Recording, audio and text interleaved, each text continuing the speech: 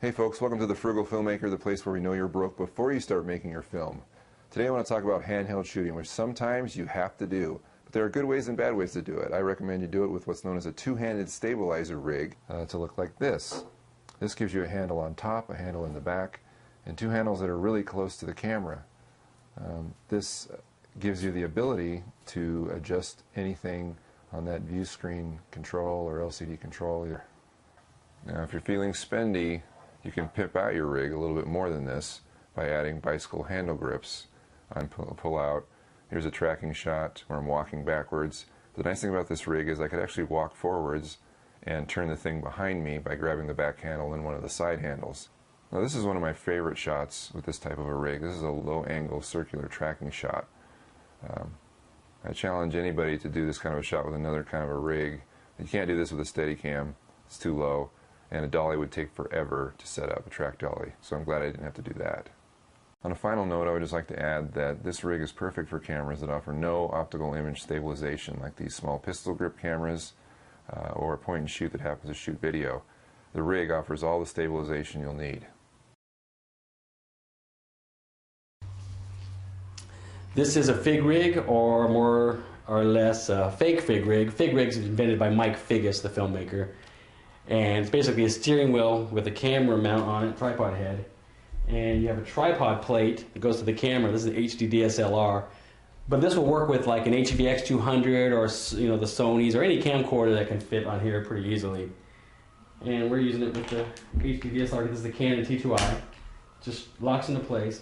And we refer to this a lot in our videos because it's a really good independent filmmaker tool. Because you can dolly with it and just go slowly and track your people. You can pan. And if you want, you can get like a really high up. If you're going all the way up here, I don't got a frame. But you can go all the way up and do a crane if you're just going here and crane down really high if you're a tall guy. Or you can just, like I said, zip around the person. This gives you a lot of mobility.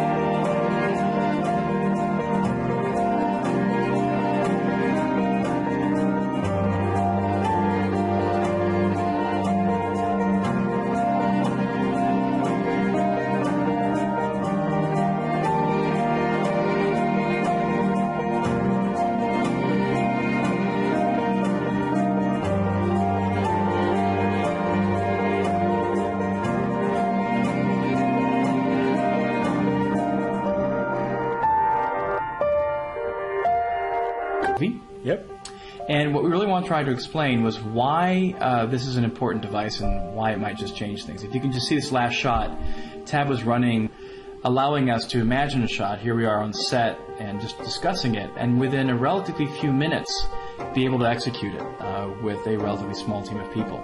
Yeah, and go down this staircase, which was incredibly tight, and you know, I could barely fit down just myself. And to be able to pull off that shot going down, it was pretty cool. And there's the handoff, and you saw the camera moved in the behind the scenes, but look at how smooth it is here. And the reality is cinema is about working with other people, it's about working with other professionals, and that's the beauty of it. But we don't always have that at our availability or at our disposal. And in this case, if you have a gimbal operator that's solo, you can do a lot of stuff.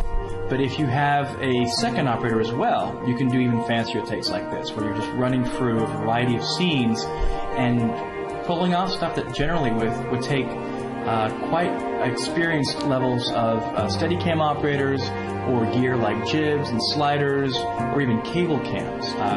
Running downstairs like this and getting this kind of result is just not something you can generally do very easily. Yeah, I think that's an important thing that I really grew to love about the system is you separate the jobs of moving the camera and pointing the camera, and what that does is allows the person who's moving the camera, you know, I can just focus on running and not tripping and falling.